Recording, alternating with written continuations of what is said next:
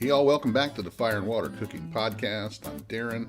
Today we have a short and special little episode with Mark Ashby. We're just going to talk about barbecue ribs. I'll be right back. Smoking, grilling, getting hot and hotter, sous vide and chilling from fire and water.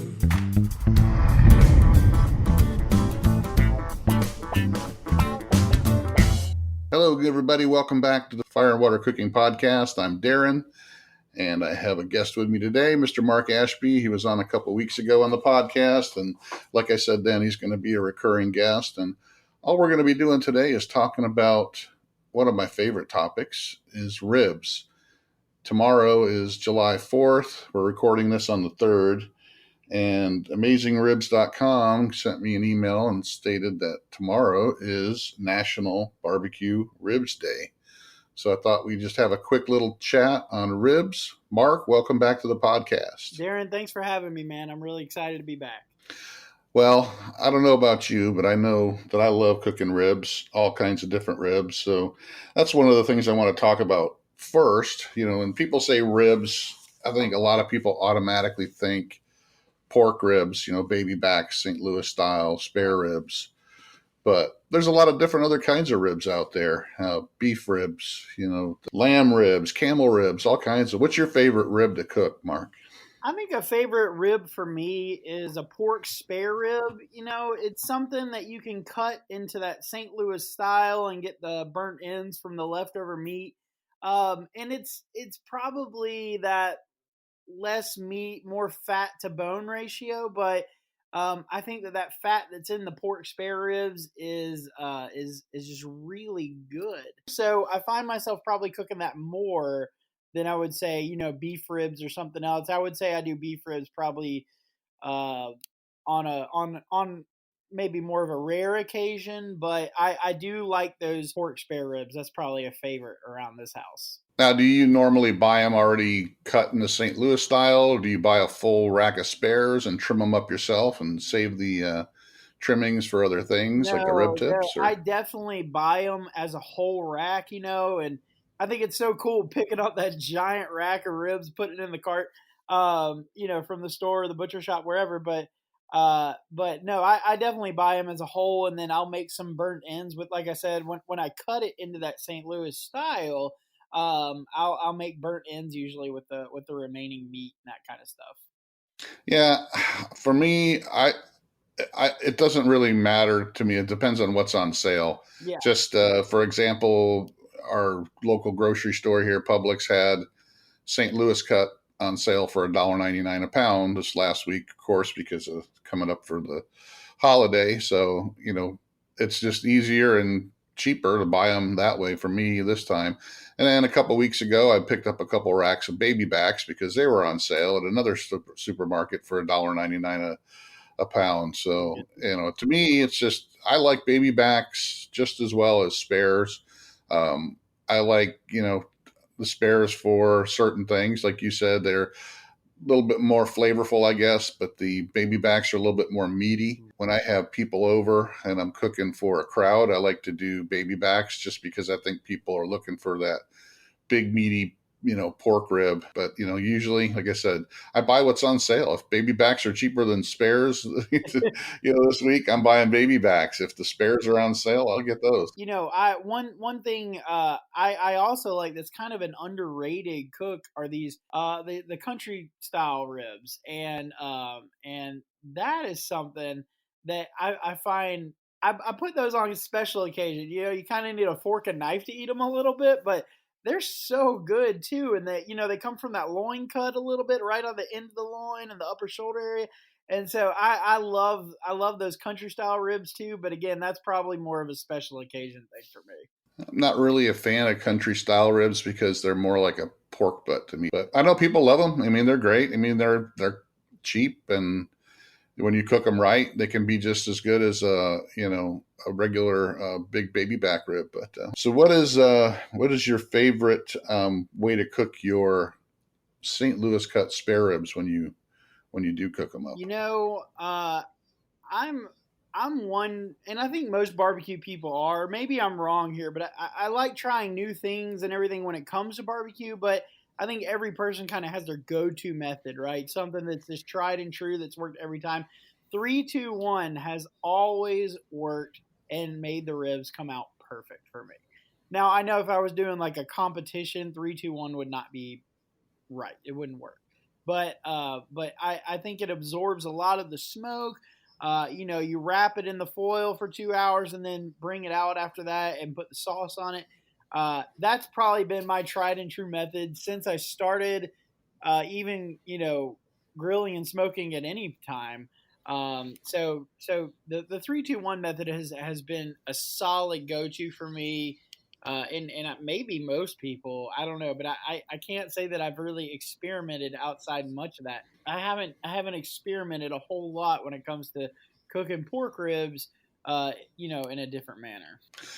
Well, me, I experiment all the time, so that's why I kind of mix sous vide and Right, barbecue. exactly. I'm actually I've got 2 racks of St. Louis in my sous vide cooler right now that we're going to have for dinner tomorrow night. So I started out with the 3-2-1 method, and then I kind of moved away from it because when you start experimenting, you can kind of see and tweak and see what's your personal taste, because like everybody has their own personal taste and textures, and not just flavors but textures and how you like your meat. So I mean, that's why when anybody on my Facebook group or any of the groups I'm in, you got to cook it this way, dude, you may like it that way, but I may like it a different way. That's why I like to experiment, because if I didn't and I only cooked things one way, I'd never know if I liked it some way else. So I started out with the 3-2-1, which to me, they come out a little bit too mushy to me. I don't like my ribs falling off the bone.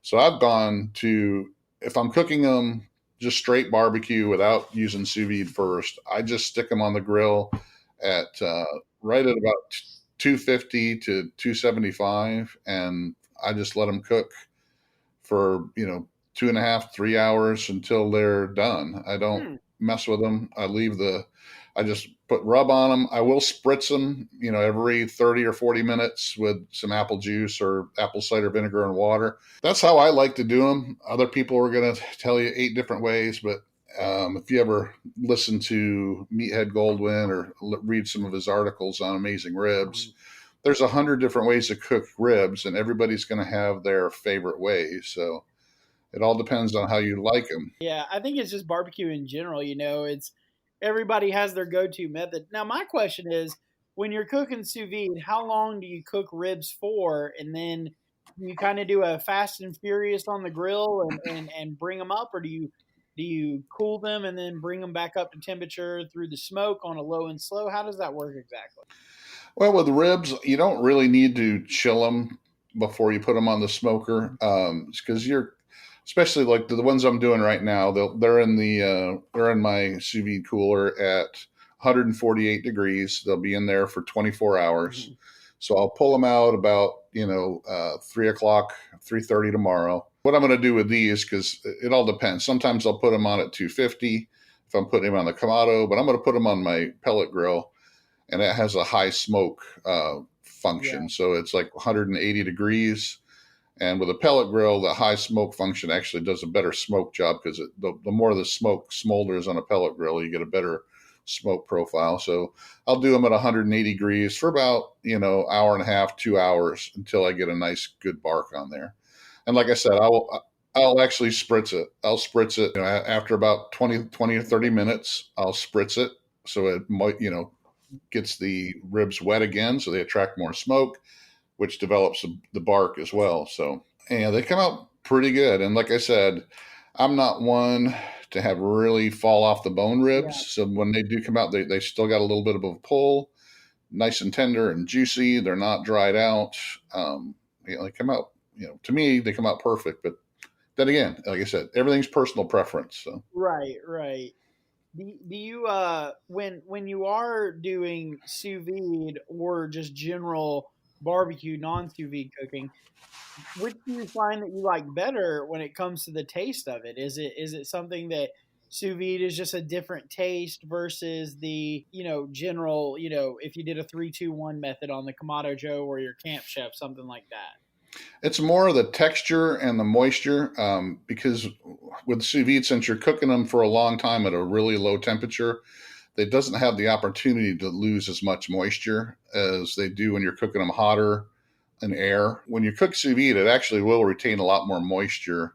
So I've just found, and it's more texture than anything. It's not taste as far as like flavor goes. It's more of that overall texture, moisture, a little bit moisture than it would have been if you cooked it directly on the grill. And like I said, I could put, and I've done the experiment where I put, 2 racks, one rack cooked directly on the grill, one rack cooked sous vide and then grilled, and it's a coin flip. They both taste good as far as flavor goes, but it's just that little bit of texture difference, I think, that'll kind of edge it out. It's not that one is going to be better than the other. It's just going to be personal preference on little things. Now, have you ever cooked beef ribs or like sous vide beef ribs before? Oh yeah, yeah. I've pretty much cooked anything you can cook barbecue. I've cooked it with the sous vide and the barbecue. So, and like I said, it's overall the same thing. It's the juiciness and the moisture retention, and because you're not cooking at a higher temperature and just drying it out, in an air cooker. Right. So the mixture of both is, it just, like I said, it's just a different overall texture than if you just cooked it one way or the other. It's just like you couldn't just cook something in the sous vide and then take it out and eat it. It would, and even like I said, with ribs, you could take them out, and people do. They'll just cook them in the sous vide and then take them out and put them on the grill and just char them, which I don't, because char to me is not smoke. So I still prefer to have that smoky flavor, and you can do it by mixing the two. So, right.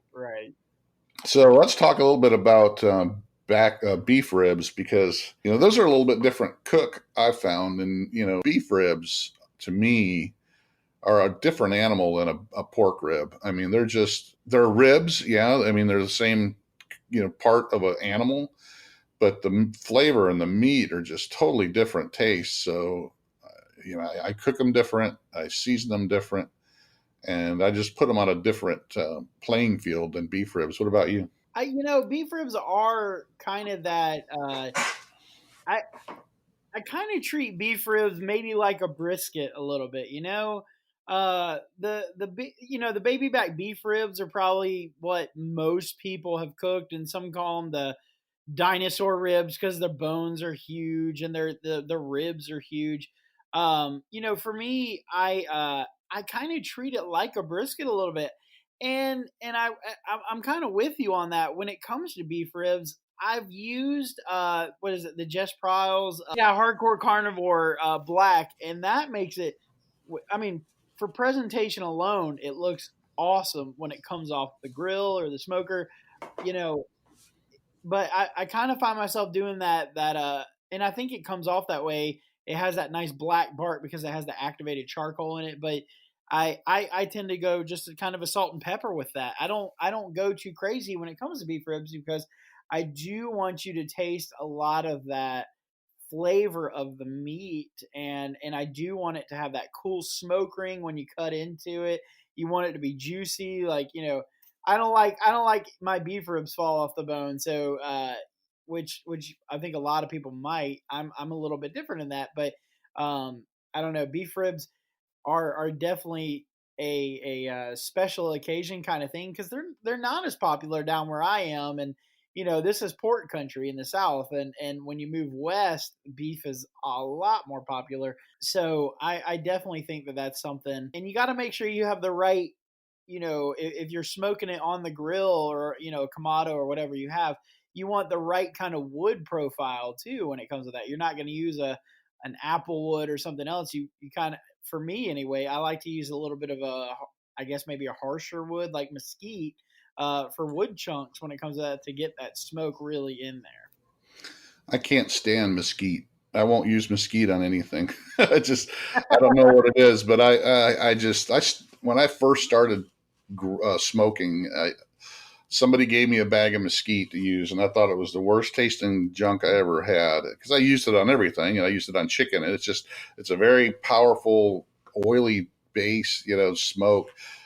Oak, I'll use oak, pecan, hickory on beef ribs. I Yeah, think that's that's a a good great mix. profile. Yeah. Pork ribs, I love. I love pecan on pretty much anything.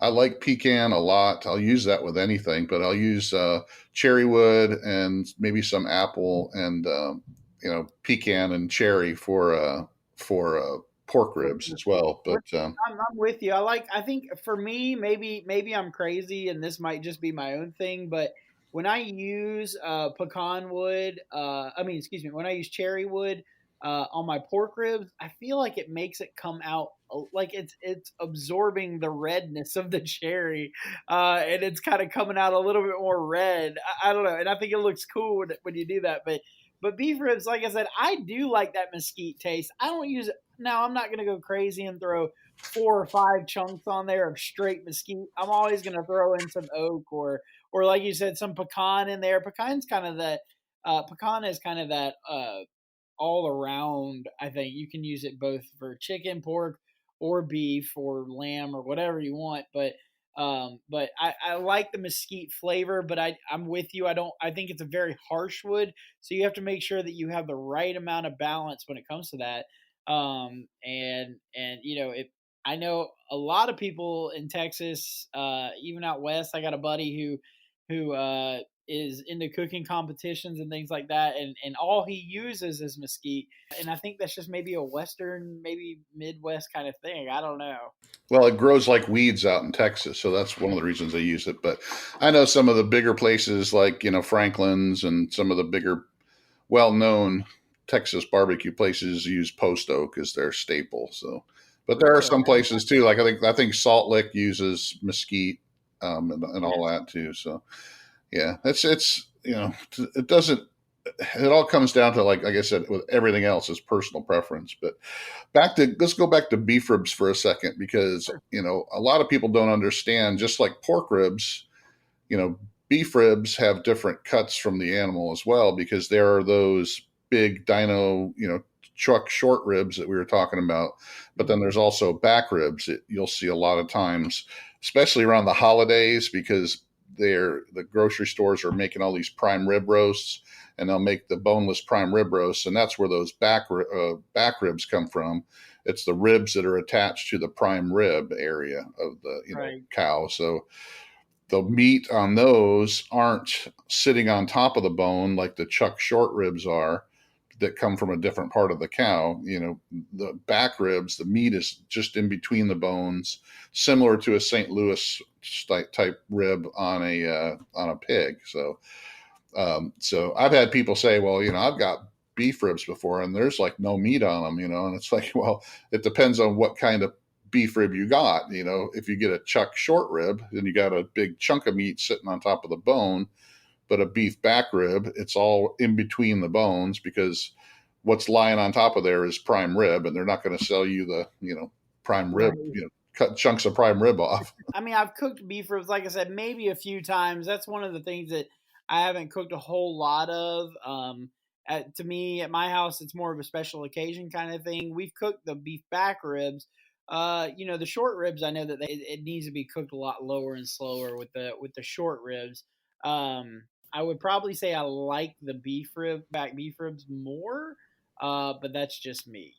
What about you? What's your favorite kind? I love the chuck short ribs Mm, because it is, to me, it's a brisket on steroids because it yeah. doesn't, it's just very, very flavorful. It does have a lot of collagen and fat marbled throughout the meat that when it does break down and get tender, and it's just, it's just unctuous. It really, you get a lot of beefy flavor. So I I think I messed love up my short beef, ribs when I beef chuck cooked ribs. them.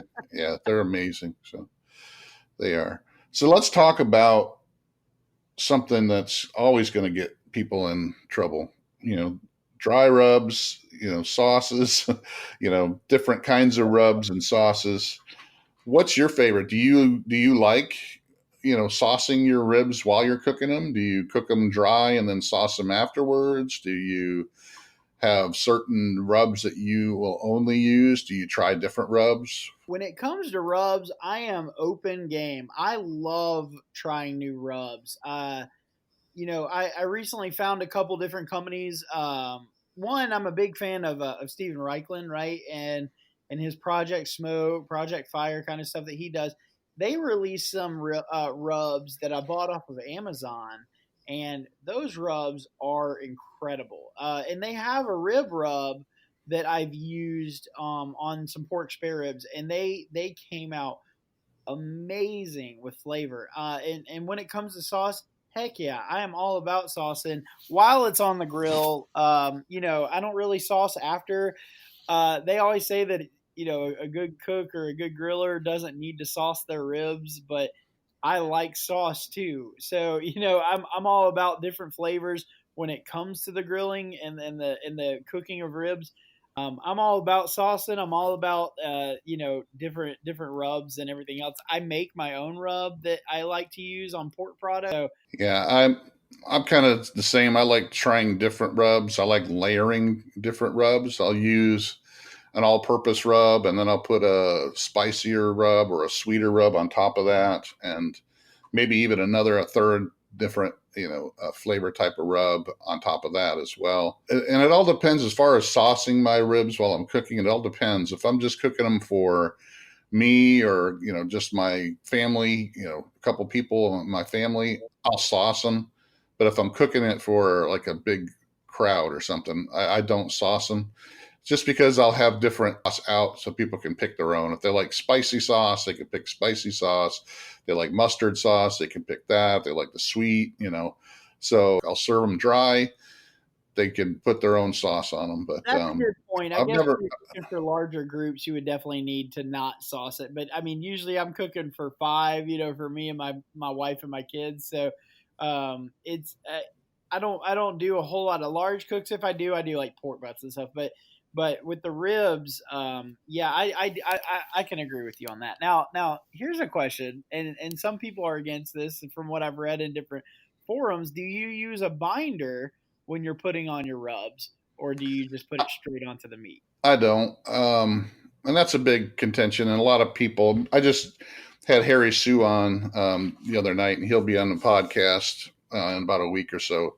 That's going to air. But we talked about that. And that's kind of, people get locked up in tradition and myth and what my dad used to do kind of things, and putting mustard on the ribs. I mean, it's personal preference. It's not going to make your rib, because a lot of people will even say it doesn't change the taste of the ribs. Well, then why are you putting mustard on? If it doesn't change the taste of the rib, there's no reason to put mustard on. You're wasting your $2 bottle of mustard to just put water on there, because any kind of moisture is going to make the rub stick to the ribs. So yeah. I'll usually just, if they're already wet with moisture, I'll just put the rub right on there. If I want to change it up and put Worcestershire sauce or something on there, like on a beef rib, sometimes I'll do that because that may add some flavor to it. But the whole putting mustard on the ribs is kind of a thing that I don't know where it started. And when you have to say it doesn't affect the flavor of your ribs,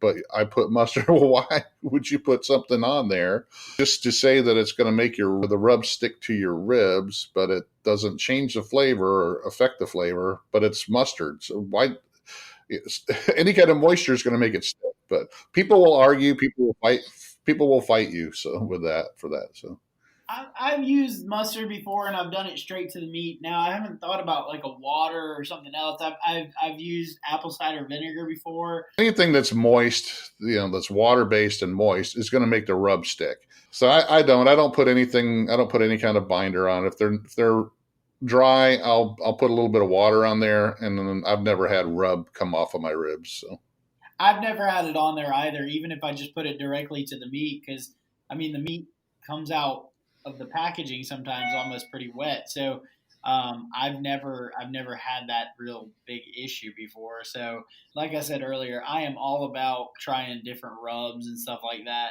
And I find joy in just a nice, good flavor profile and mixing some of the the hot with the sweet, a little bit, and that kind of stuff, where people are gonna, just kind of have this parade of flavor in their mouth as they're biting into the ribs that you've worked hard on. So. Right.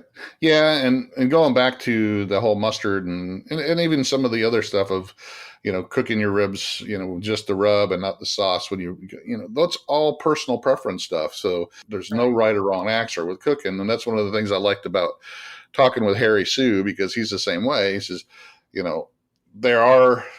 he's won many barbecue cooking championships because of the way he does it, but he'll still have people fight him about the way they do it. Is telling him the way they do it is much better than him. And he's like, okay, but I've only won like 150 barbecue championships.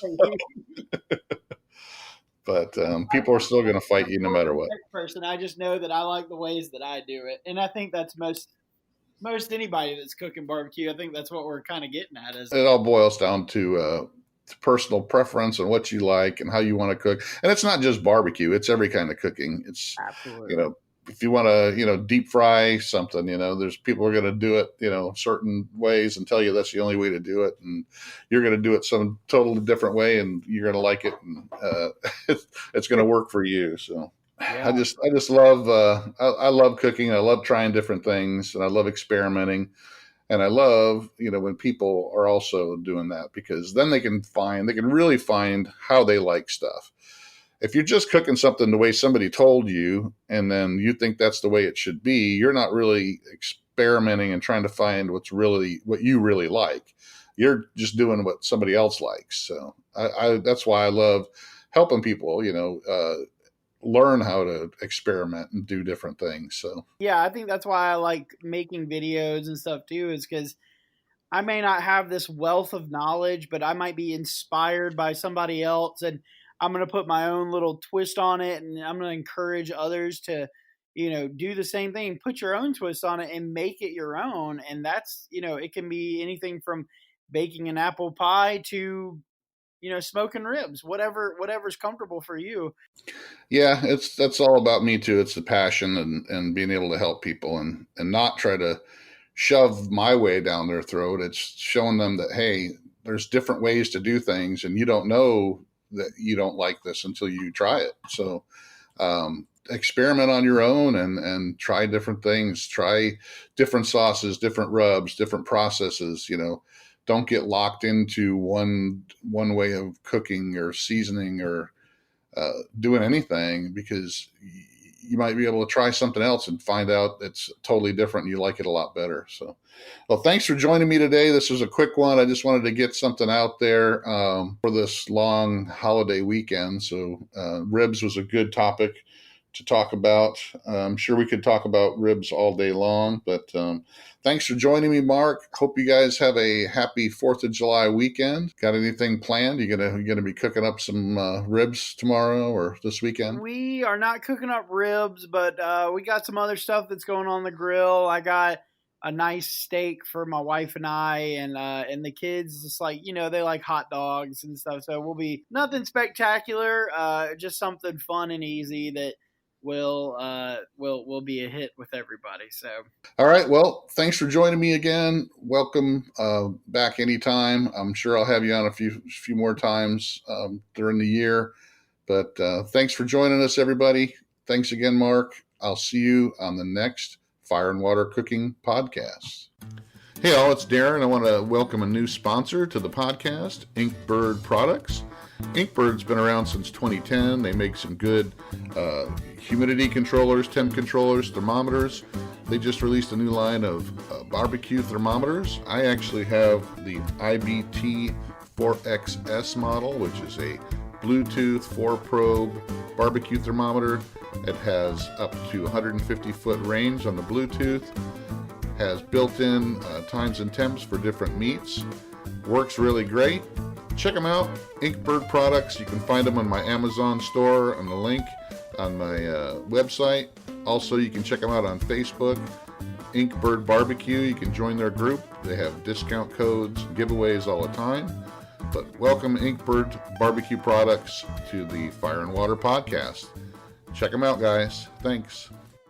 Hey, I want to thank Mark again for joining us today. Check out Grill Mark Co. in the link in the description. Make sure you follow us on Facebook, Instagram, Twitter.